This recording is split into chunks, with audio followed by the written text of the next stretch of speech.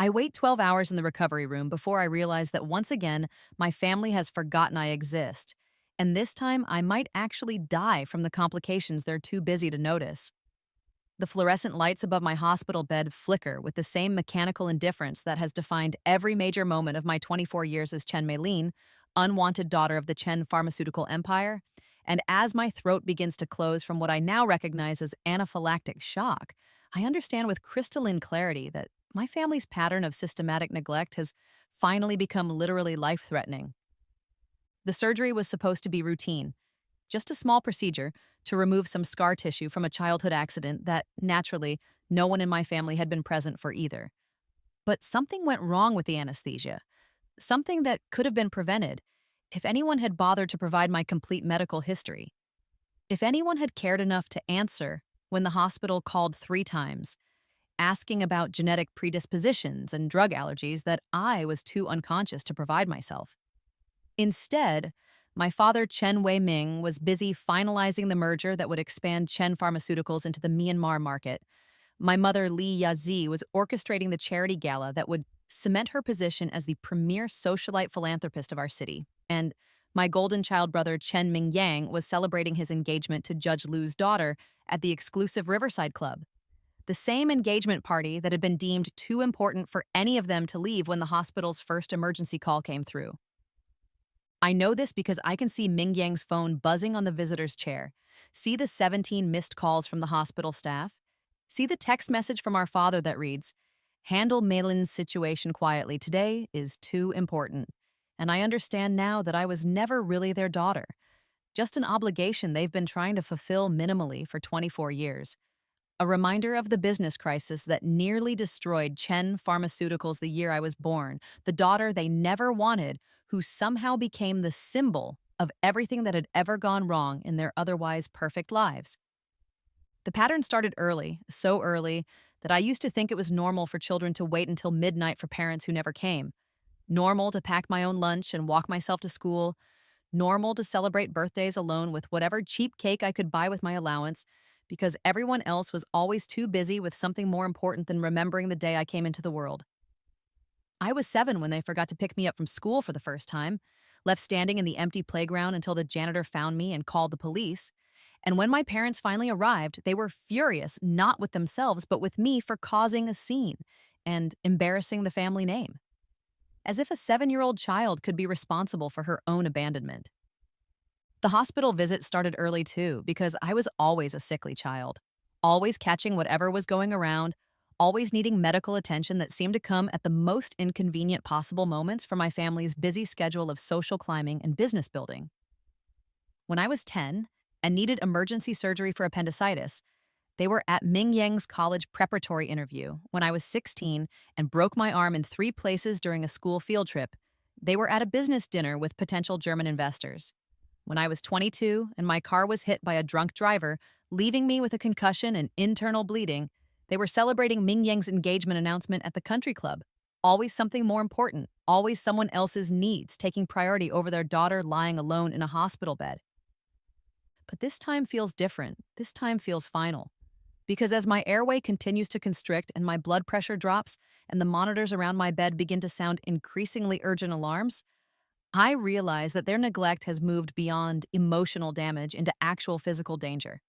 That their inability to spare even 5 minutes for their daughter's medical emergency might actually kill me. And the nurse who finally rushes in looks panicked as she explains that they need my family medical history immediately. That there's some kind of severe allergic reaction happening, but they can't treat it properly without knowing what specific drug allergies run in my family. Information that is sitting in my parents' medical files at home while they sip champagne and celebrate their son's bright future.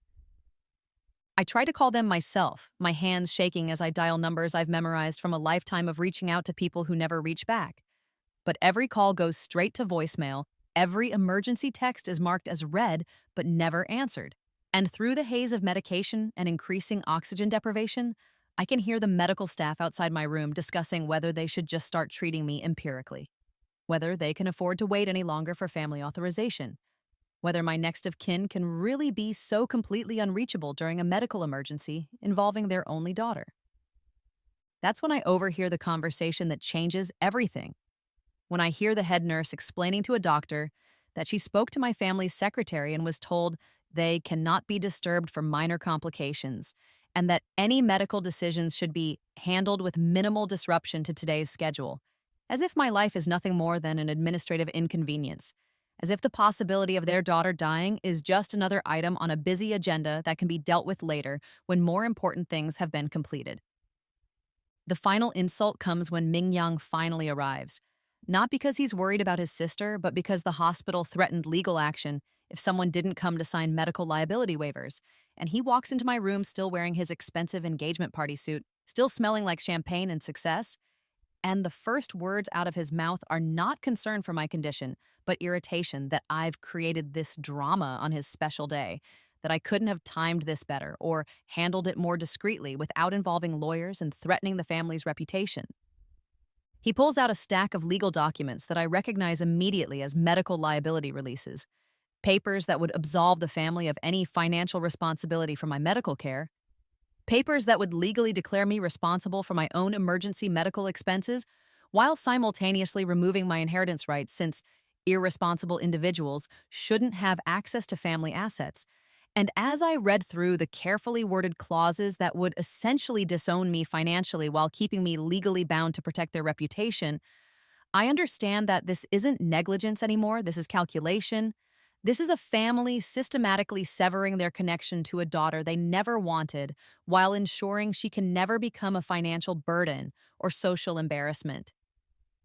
The lawyer's language is clinical and precise, describing me as a family member with a history of medical instability and recurring healthcare costs that could impact family business operations, language that transforms 24 years of genuine medical needs into character flaws, language that makes my childhood illnesses and accidents sound like deliberate attempts to drain family resources, language that rewrites the story of my life to make my parents' neglect sound like reasonable financial planning and my need for medical care sound like selfish manipulation. As my oxygen levels continue to drop and my vision begins to blur, and the medical machines around me sound increasingly desperate alarms, I sign those papers because I understand now that I have no choice, that my survival depends on releasing my family from any obligation to keep me alive, that the love I spent 24 years desperately seeking was never available, and that my continued pursuit of it has literally brought me to the edge of death. And as consciousness starts to slip away from me, I have one final moment of perfect clarity where I understand that I spent my whole life trying to earn love that was never available to me. And now I'm dying because they couldn't spare one phone call to save their daughter's life. The last thing I remember is the heart monitor's steady beep becoming a long, flat tone. The last thing I see is Ming Yang checking his phone for messages instead of watching his sister's vital signs flatline. The last thing I feel is the profound loneliness of dying in a room full of medical equipment but no family. No one to hold my hand, or say goodbye, or even witness the moment when Chen Meilin finally stops being a burden to the people who were supposed to love her most. Then I opened my eyes and realized I was back in the recovery room, and this time I knew exactly what I needed to do. The clock on the wall shows exactly the same time it showed 12 hours ago in my previous life. The same fluorescent lights flicker overhead with the same mechanical indifference. The same post-surgical weakness makes my limbs feel heavy and disconnected, but everything else is different because now I have the knowledge of what comes next. Now I understand the complete pattern of neglect that leads to my death. Now I can see clearly that my family's systematic abandonment isn't accidental or circumstantial, but deliberate and calculated, designed to minimize their obligations while maximizing their control over my desperate need for their approval. The phone beside my bed is ringing with the same urgency it rang with before. The nurses outside my room are having the same concerned conversations about missing family medical history. The same allergic reaction is beginning to constrict my throat and spike my blood pressure. But this time, instead of calling my family over and over like a desperate child begging for attention, I reach for the hospital admissions paperwork and quietly change my emergency contact information, replacing my father's number with the one person who has never once failed to show up when I needed him. Dr. James Harrison has been my neighbor since childhood, the boy next door who walked me to school when my parents forgot,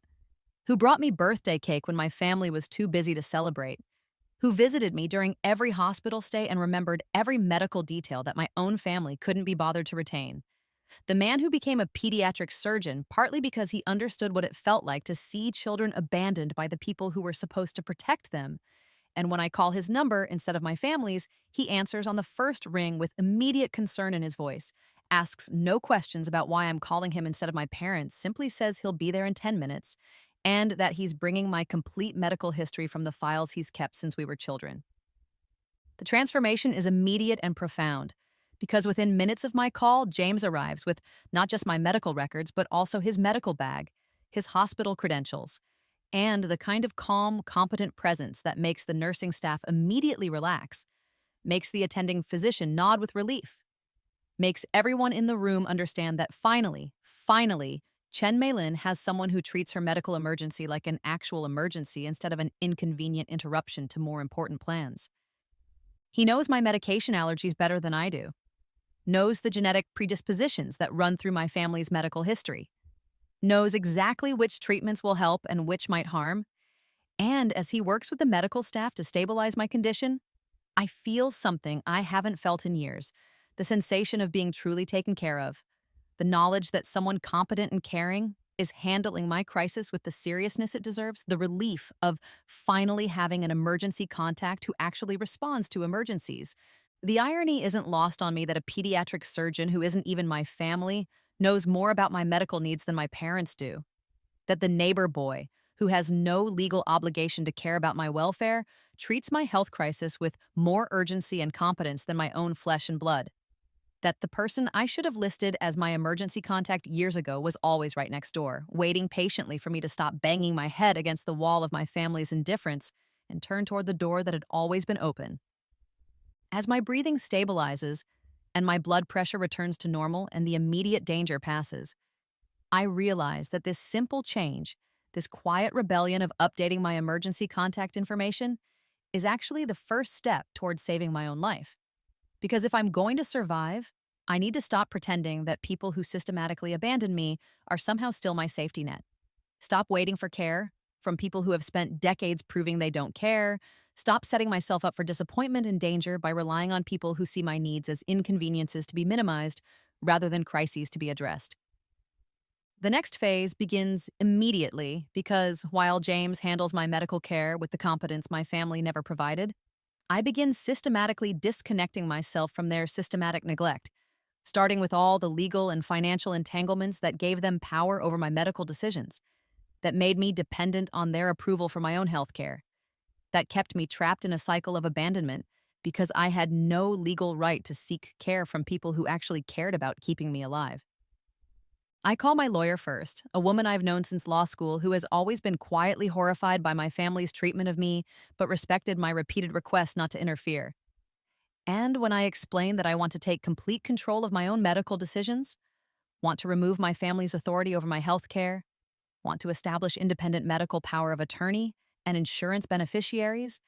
she doesn't ask questions about my sudden change of heart, simply begins preparing the paperwork that will make me legally responsible for my own survival, instead of legally dependent on people who can't be bothered to insure it. The insurance changes are straightforward but symbolically profound, because when I remove my family as beneficiaries and medical decision makers and replace them with James and my lawyer, I'm essentially acknowledging what has always been true but what I've been too desperate for their love to admit, that my actual support system has never included my biological family, that the people who would responsibly handle my affairs if something happened to me are not the people who share my DNA, but the people who have consistently shown up for my life. The financial independence comes next, because I've always had access to my trust fund, but I've never used it strategically, never understood that my financial dependence on my family was actually a weapon they could use to control my behavior, to keep me grateful for scraps of attention, to make me feel obligated to accept their neglect because they were supporting me, even though the money was legally mine and they were just managing it in ways that kept me psychologically dependent on their approval. When I liquidate my trust fund and move the money to independent accounts that only I control, when I remove my family's access to my finances and establish my own investment strategies, when I hire my own financial advisors who work for me instead of for my family's overall wealth management strategy, I feel the strange sensation of becoming financially adult at 24, of finally taking responsibility for my own economic survival, instead of accepting whatever allowance my family deemed appropriate for their disappointing daughter. The stock manipulation comes naturally because, as a minority shareholder in Chen Pharmaceuticals, I've always had more power than I realized. Power that my family encouraged me not to use, because business decisions should be left to people who understand them. But now that I understand that my family's business success has always been more important to them than my actual survival,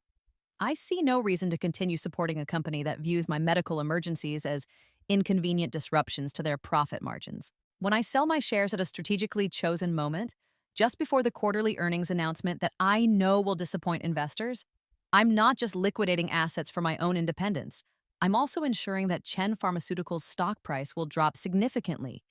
that my family's net worth will decrease substantially, that their business operations will face the kind of financial pressure that forces difficult decisions about priorities and resource allocation, the same kind of life and death priority decisions they've been forcing me to navigate alone for my entire life. The professional separation is equally important because I've held a token position at Chen Pharmaceuticals since graduating medical school, a meaningless job that gave my family something to point to when people asked why their daughter wasn't more involved in the family business. A position that provided no real responsibility or authority, but did give them the ability to claim they were training me for eventual leadership while actually ensuring I remained completely dependent on their approval for my career advancement. When I submit my resignation letter, professionally worded but definitively final, explaining that I'm pursuing independent medical practice opportunities that better align with my career goals, I'm not just leaving a job I never wanted. I'm publicly declaring that I don't need my family's business empire to build a successful life, that I can create my own professional identity without their connections or their name, that their systematic exclusion of me from meaningful roles was actually a gift that forced me to develop independent capabilities they never bothered to recognize. The social withdrawal is the most visibly dramatic change because my family has always required my attendance at various social functions, charity galas, business dinners, family celebrations, events where my presence served as evidence that they were a complete, functional family unit rather than a business partnership that happened to include an unwanted daughter they couldn't quite figure out how to discard without social consequences. When I stop showing up to these events, when I politely decline invitations to charity auctions and merger celebrations and family holiday gatherings, when I make it clear that I'm no longer available to serve as a prop in their performance of family unity, the reaction is immediate and revealing because suddenly my family members are calling me more than they have in years. Not because they miss my company, but because my absence makes them look incomplete, makes people ask uncomfortable questions about where Chen Meilin is and why she's not supporting her family's social and business activities. The phone calls are illuminating because for the first time in my life, my family is actively seeking my attention. But it's not because they've suddenly realized they love me. It's because they need me to continue playing my role as the grateful daughter who shows up to smile and applaud their successes, who provides evidence that they're worthy of respect and admiration, who ensures that no one looks too closely at their actual parenting record or wonders what kind of family dynamic produces a daughter who never seems genuinely happy at family celebrations. When my mother calls asking what's wrong with me lately, why I seem distant and uncooperative, I give her the same polite, minimal responses I learned from years of receiving polite, minimal attention. And when she becomes frustrated with my failure to provide detailed explanations for my behavior changes, I simply say that I'm focusing on my own priorities right now and that I hope she understands. Language that mirrors the dismissive responses I've received from her for decades, whenever I needed more attention than she was willing to provide. The real test comes with Ming Yang's engagement party, the same event that in my previous life was deemed more important than my medical emergency. The celebration that they couldn't interrupt, even when their daughter was dying alone in a hospital room, and when the invitation arrives with a handwritten note from my mother explaining how important it is for the whole family to be present for this milestone moment. I understand that this is my opportunity to publicly demonstrate how completely my priorities have changed. Instead of attending the party, I arranged for a medical courier to deliver a package during the toasts, a package containing complete documentation of my previous night's medical emergency, hospital records showing the timeline of emergency calls that went unanswered, medical staff reports documenting the family's refusal to be disturbed for minor complications, and a brief letter explaining that I was unable to attend the celebration because I was busy arranging independent medical care after nearly dying from complications that could have been prevented if anyone in my family had been reachable during a medical emergency. The documentation is clinical and factual, containing no emotional language or accusations, simply medical records that speak for themselves. Records that show exactly what my family's priorities were when their daughter needed life saving medical attention. Records that demonstrate with scientific precision the difference between claiming to love someone and actually being willing to leave a party to save their life. The impact is immediate and devastating because while I'm not present to witness the reaction directly, James calls me from the hospital where he's working a late shift to tell me that my mother has been frantically calling the medical center asking for clarification about the documentation, that my father's secretary has been demanding to speak with whoever was responsible for this misunderstanding, that several prominent families have apparently called to express their concern about Chen Pharmaceuticals' family values and what that might mean for their business practices. The scandal spreads through our social circle with the viral intensity that only the very wealthy can generate when they discover genuine moral outrage. Because while rich families might overlook financial impropriety or minor social embarrassments, they cannot ignore the abandonment of a child during a medical emergency, cannot accept the prioritization of business celebrations over life and death family crises, cannot maintain social relationships with people who treat their own daughter's survival as less important than maintaining party schedules. The business consequences are swift and comprehensive because when you run a pharmaceutical company, when your entire professional identity is built on the idea that you understand the importance of medical care, when your marketing materials emphasize your family's commitment to health and wellness, you cannot afford to have documented evidence circulating that shows you prioritizing merger celebrations over your daughter's anaphylactic shock that proves you consider emergency medical situations to be minor complications that shouldn't disrupt important business events. The regulatory scrutiny begins within days because health authorities who were already monitoring Chen Pharmaceuticals' expansion into international markets suddenly become very interested in the company's internal culture, very concerned about whether a business that treats family medical emergencies as administrative inconveniences can be trusted to properly prioritize patient welfare, very curious about what other minor complications might have been handled with minimal disruption to important business schedules. The partnership dissolutions follow quickly because my connections from medical school, colleagues who always respected my clinical competence, even while privately questioning my family's treatment of me, suddenly feel ethically obligated to reconsider their institution's relationships with Chen Pharmaceuticals, suddenly find themselves unable to recommend business partnerships with a company whose leadership has documented patterns of medical neglect, suddenly discover policy conflicts that prevent their hospitals and research centers from continuing collaborations with my family's business operations. When my father finally calls me directly, for the first time in months, his voice carries a tone I've never heard before. Not the dismissive irritation or polite indifference that usually characterizes his rare communications with me, but genuine panic, actual fear that his business empire might crumble because his systematic neglect of his daughter has become public knowledge in exactly the professional circles where his reputation determines his success. He offers me everything, promises me executive positions and increased inheritance and public acknowledgement of my contributions to the family. But his desperation only confirms what I already understood, that his concern isn't about repairing our relationship or acknowledging the harm he's caused. It's about damage control,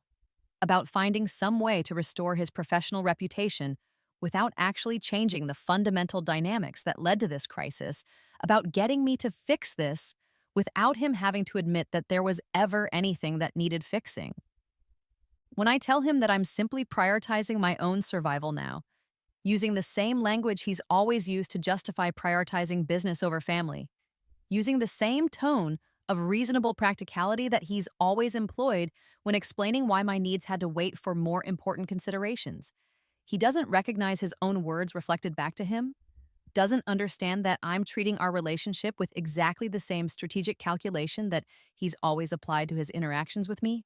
doesn't realize that I've learned to view his emotional needs as minor complications,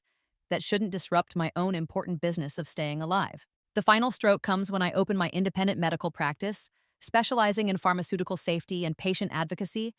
building a professional identity that directly contradicts everything my family's business represents, creating a career that positions me as an expert in exactly the kind of medical negligence that nearly killed me, establishing myself as someone who helps people navigate medical emergencies when their families are too busy or too indifferent to provide adequate support.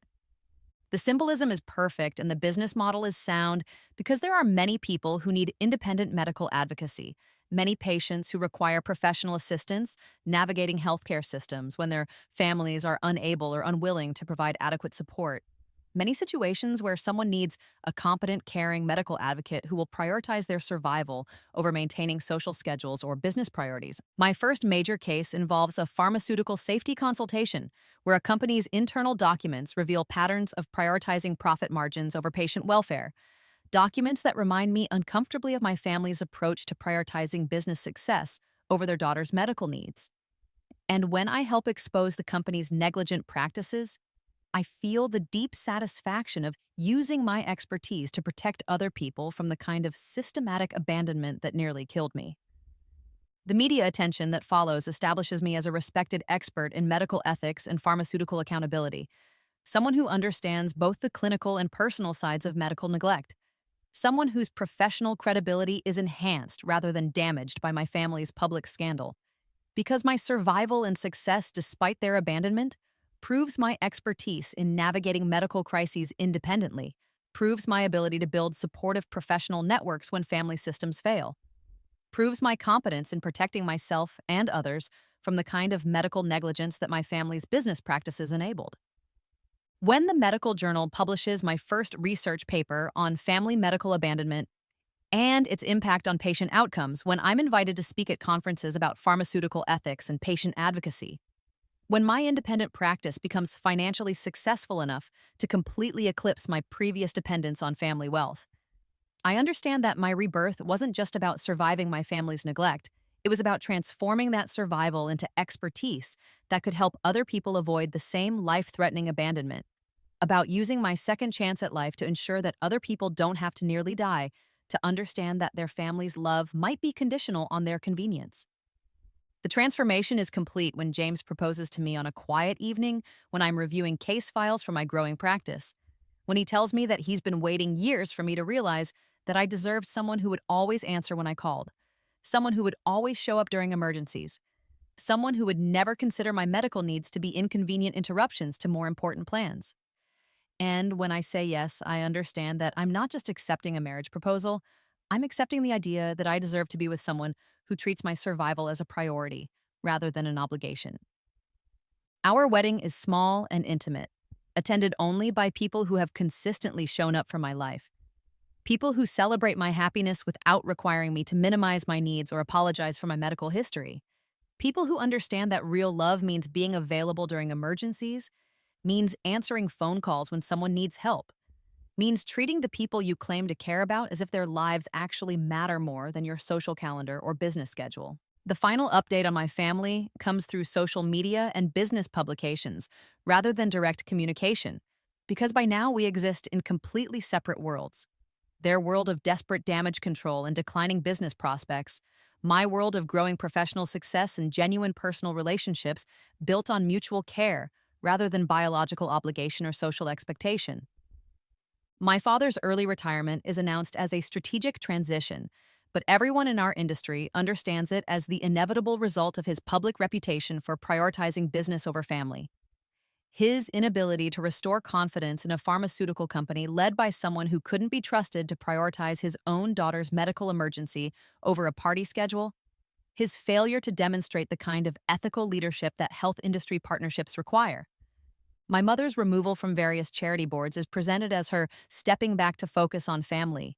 but the social media whispers make it clear that she's been quietly disinvited from the kind of high society functions where her presence would remind people of uncomfortable questions about family values and medical neglect, where her attendance would force other wealthy families to confront their own potential for abandoning children when business opportunities conflict with parental obligations. Ming Young's broken engagement is officially attributed to different life goals, But James, who still hears gossip through his hospital connections, tells me that Judge Liu's family couldn't risk associating their daughter with someone whose family had documented patterns of medical abandonment, couldn't afford to suggest that their future grandchildren might be raised by people who consider emergency medical care to be optional when business celebrations are scheduled. Their financial situation stabilizes eventually because Chen Pharmaceuticals doesn't completely collapse, but their social and professional influence never recovers. Because in industries where trust and ethical reputation determine success, where business relationships depend on confidence in your character and judgment, where people need to believe that you'll prioritize important things appropriately, you cannot survive documented evidence that you abandoned your dying daughter to attend a party, cannot rebuild credibility after proving that your family's medical emergencies rank lower than your business celebrations. The pregnancy announcement comes 2 years later when my practice is thriving and my marriage is strong and my life is built on foundations of mutual respect and genuine care rather than desperate attempts to earn conditional love from people who were never capable of providing it. And when I call James from the doctor's office to tell him we're going to have a baby, he leaves his own patient consultations to come celebrate with me, drops everything to share this moment because that's what people do when they genuinely care about each other, when they understand that some news is too important to wait, when they prioritize the people they love over the convenience of their schedules. As I sit in that same hospital where I nearly died from my family's neglect, where I learned to save my own life by changing my emergency contact, where I discovered that real safety comes from connecting with people who actually respond to emergencies, I put my hand on my growing belly and make a promise that this child will never wonder whether they're wanted, will never wait alone in a recovery room for people who are too busy to answer emergency calls, will never have to nearly die to understand that their survival matters to the people who claim to love them. This time, my child will never wonder if they're wanted because from the moment they're born, they'll be surrounded by people who show up, people who answer phones during emergencies,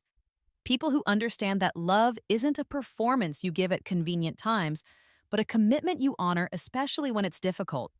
especially when other things seem more important, especially when someone's life depends on your willingness to prioritize their welfare over your own convenience. I finally learned that family isn't who shares your blood, but who shows up when you're bleeding, who answers the phone when you're dying, who treats your survival as more important than their social schedule, who loves you enough to be inconvenienced by your needs, who understands that real care means being available during the worst moments, not just the celebrations, who knows that being someone's emergency contact means you actually respond to emergencies, no matter what else you had planned, no matter who else is expecting you, no matter how important those other things seemed before someone you love needed you to choose between their life and your convenience. And when my child asks me someday why we don't see their grandparents very often, why there are no pictures of their father's childhood family at our family gatherings, why their emergency contact forms list people who aren't blood relatives, I'll tell them the truth, that sometimes the family that raises you isn't the family that claims you, that sometimes the people who love you most are the ones who choose to love you rather than the ones who are obligated to love you, that sometimes being born into a family means nothing compared to building relationships with people who actually show up when you need them, people who understand that love is measured not in what you say during the good times, but in what you do during the emergencies. People who know that being someone's family means you protect them when they're vulnerable, not abandon them when their needs become inconvenient. That's the story I'll tell my child, the story of how their mother learned to save her own life by finally understanding the difference between the family that raised her and the family that actually cared, whether she lived or died. The story of how sometimes you have to nearly die to realize that the people who were supposed to protect you were actually the ones putting you in danger. The story of how changing your emergency contact can change your entire life because it forces you to finally acknowledge who would actually show up in an emergency and who would send you to voicemail because they have something more important to do than keep you alive. And most importantly, it's the story of how I learned that you don't have to spend your whole life waiting for people to love you the way you deserve to be loved, because there are people out there who already know how to love properly, people who understand that caring for someone means being available when they need you. People who know that family is something you build through consistent actions rather than something you inherit through accident of birth. People who will answer the phone when you call, who will show up when you're scared, who will choose your survival over their convenience every single time without hesitation, without resentment, without keeping track of how often you've needed them or whether your timing is good for their schedule. That's what real love looks like. And that's what I'm going to teach my child from the very beginning, so they never have to learn it the way I did, nearly dying in a hospital room while waiting for people who were never coming. People who had already decided that a party was more important than their daughter's life. People who taught me the most valuable lesson I ever learned, that sometimes saving your own life means quietly changing your emergency contact and then building a completely different life with the people who actually answer when you call.